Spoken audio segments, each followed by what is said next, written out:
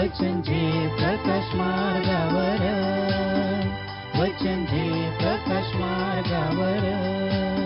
प्रभू येशूच्या गोड आणि गौरवी नावात आपणा सर्वांना सलाम. मार्गाकरिता प्रकाश या कार्यक्रमात विश्ववाणी परिवारातर्फे आम्ही आपले सहर्ष स्वागत करीतो.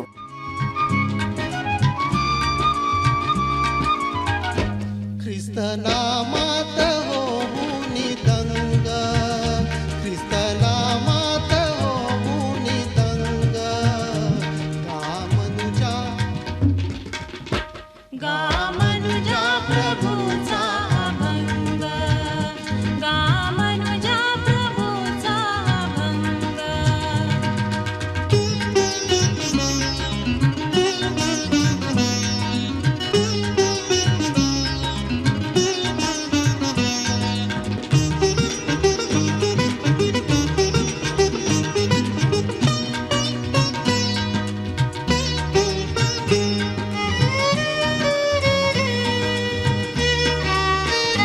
सोड चिंता दराची तराची, लाव गोडी प्रभू गायनाची, लुब्ध जैसा फुला माझी भृंग, गा मनुजा प्रभूचा अभंग, गा मनुजा प्रभूचा अभंग.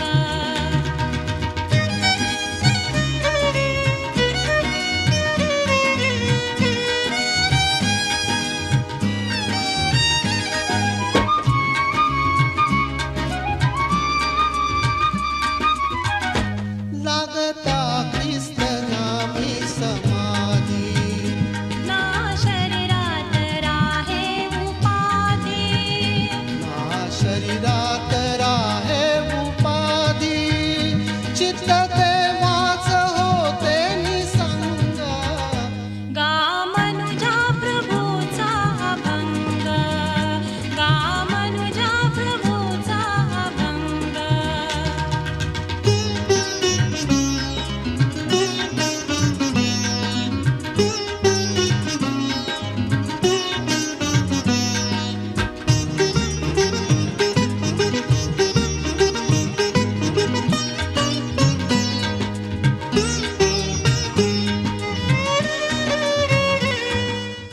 म्हणण्यासाठी निवडलेला शास्त्रभाग यहोशुवा 5 अध्याय वचने 1-9. यहोशुवा 5 वचने 1-9. इस्रायल लोक यार्देने पलीकडे जाईपर्यंत परमेश्वराने तिचे पाणी त्यांच्यासाठी कसे आटविले हे यार्देने पलीकडील अमोऱ्यांच्या सर्व राजांनी व समुद्र किनाऱ्याच्या सर्व कनानी राजांनी ऐकले. तेव्हा इस्रायल लोकांच्या भीतीने त्याच्या काळजाचे पाणी पाणी झाले आणि त्यांच्यात काही हिंमत राहिली नाही. त्या समयी परमेश्वर यहोशुवाला म्हणाला, गारगोटीच्या सुऱ्या करून इस्रायल लोकांची पुन्हा एकदा सुनता कर. त्याप्रमाणे यहोशुवाने गारगोटीच्या सुऱ्या बनवून गिबत व अरालोत येथे इस्रायल लोकांची सुनता केली. यहोशुवाने त्यांची सुनता केली याचे कारण हे की युद्धास पात्र असे मिस्र देशातून निघालेले सगळे पुरुष मिस्र देशातून निघाल्यानंतर वाटेने रानात मरण पावले होते. मिस्र देशातून निघालेल्या सर्व पुरुषांची सुनता झाली होती, पण मिस्र देशातून बाहेर निघाल्यानंतर रानात वाटेने जे जन्मले त्यांची सुनता झाली नव्हती, कारण इस्रायल लोक रानात 40 वर्ष प्रवास करीत होते. मिस्र देशातून निघालेल्या सर्व राष्ट्रांनी म्हणजे युद्धास पात्र अशा पुरुषांनी परमेश्वराचे सांगणे न ऐकल्यामुळे ह्या काळात त्यांचा संहार झाला होता. परमेश्वराने त्यांच्या शपथेवर सांगितले होते की जो देश मी तुमच्या पूर्वजांना तुमच्यासाठी शपथेवर देऊ केला आहे आणि ज्यात दुधामधाचे प्रवाह वाहत आहेत तो मी तुमच्या दृष्टीस पडू देणार नाही. त्यांच्या जागी त्यांची जी मुले त्याने वाढविली होती त्यांची यहोशुवाने सुनता केली, कारण वाटेने त्यांची सुनता झाली नव्हती, ती बेसूनतच राहिली होती. सर्व राष्ट्रांची सुनता करणे संपल्यावर ते बरे होईपर्यंत छावणीत आपापल्या ठिकाणी राहिले. मग परमेश्वर यहोशुवाला म्हणाला, मिस्री लोक तुमची निंदा करीत असत ती आज मी तुमच्यापासून दूर लोटली आहे, म्हणून आजही त्या जागेला गिलगाल म्हणजे लोटून देणे म्हणतात. देवा वाचलेले वचन आपणा सर्वांसाठी आशीर्वादित करो. प्रिय प्रभूच्या सर्वसमर्थ नावाला धन्यवाद असो. आजची सुंदर सकाळ देवबापाने माझ्या व आपणा सर्वांच्या आयुष्याला जोडली. आजचे वाचलेले शास्त्र भाग यहोशुवाचे पुस्तक 5 अध्याय वचन 1 ते 9 ही वचने.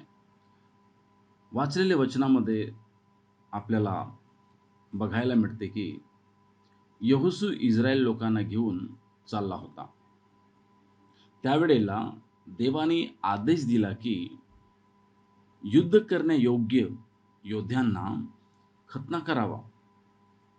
जर आपण या वचनाची जर मागची बाजू जर बघितली तर आपल्याला कळतंय की पुराणे लोक जंगलातच मरण पावले, पण जंगलात जन्म झालेली मुलांचा खतना झाला नव्हता. म्हणून देवाने यहोशूला ही आज्ञा दिली की त्या योद्ध्यांचा खतना केला जावा.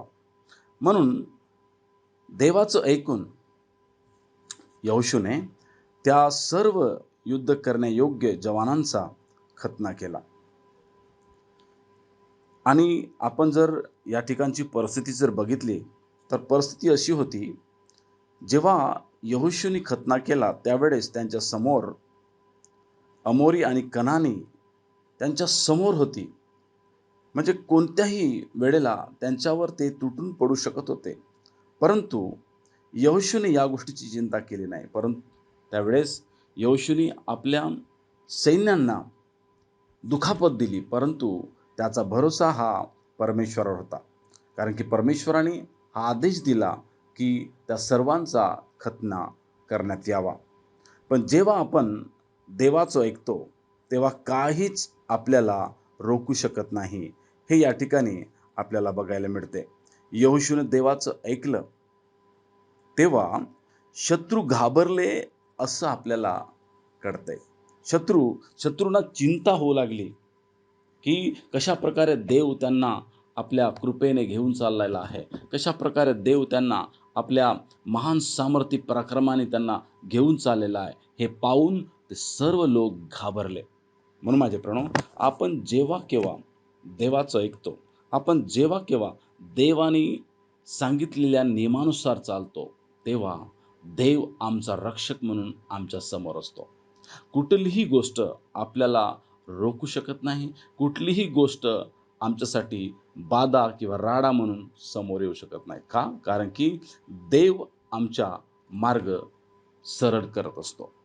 म्हणून माझे प्रणव, होऊ द्या आमच्या जीवनामध्ये यहोशूप्रमाणे आपण देवाचं ऐकून देवाने दिलेल्या आज्ञानुसार आपण ते करावं. ज्यावेळेस आपण यहोशूचे विषय बघतो, यहोशूने सैन्य किंवा इतर शक्तींवर भरोसा न करता, यहोशूने सैन्य शक्ती किंवा इतर शक्तींवर भरोसा न करता देवावर भरोसा केला आणि देवाने यहोशूला लज्जित होऊ दिलं नाही. आजही आमचा जो देव, आमचा प्रभू, तोच प्रभू आहे. तो आम्हाला कधीच लज्जित फजित होऊ देणार नाही. म्हणून आम्ही आमचा भरोसा आमच्या देवावर करावा कुठल्याही परिस्थितीमध्ये. प्रार्थना करू. प्रिय प्रभू, तुझ्या नावाला धन्यवाद देतो. ज्या प्रकारे यहोशूने प्रभू तुझं ऐकलं, इतर गोष्टीची चिंता केली नाही, त्याच प्रकारे प्रभू आम्हालाही इतर गोष्टींवर भरोसा किंवा इतर गोष्टीविषयी चिंता करण्यापेक्षा प्रभू आम्ही तुझं ऐकून चालावं, कारण तू आमचा प्रभू आम्हाला चालवणारा आहेस. देवा धन्यवाद. सुंदर वचना करवी बोललंस. प्रभू येशूच्या नावात प्रार्थना केली म्हणून तो ऐक. आमेन. ख्रिस्त नामात होऊनी दंगा, ख्रिस्त नामात होऊनी दंगा. गा मनुजा प्रभूचा अभंग, गा मनुजा प्रभूचा अभंग. गा मनुजा प्रभूचा अभंग, गा अभंग, गा अभंग, गा अभंग. आणि तुम्ही विश्वास धरून प्रार्थनेत जे काही मागाल ते सर्व तुम्हास मिळेल. आपल्या प्रार्थना विनंत्या कोणत्याही वेळेस विश्ववाणी प्रार्थना केंद्राला टोल फ्री नंबरद्वारे कळवू शकता. आमचा टोल फ्री नंबर 1-800-2700-333. आम्ही आपणासाठी या नंबरवर प्रार्थना करण्यास उपलब्ध आहोत. धन्यवाद.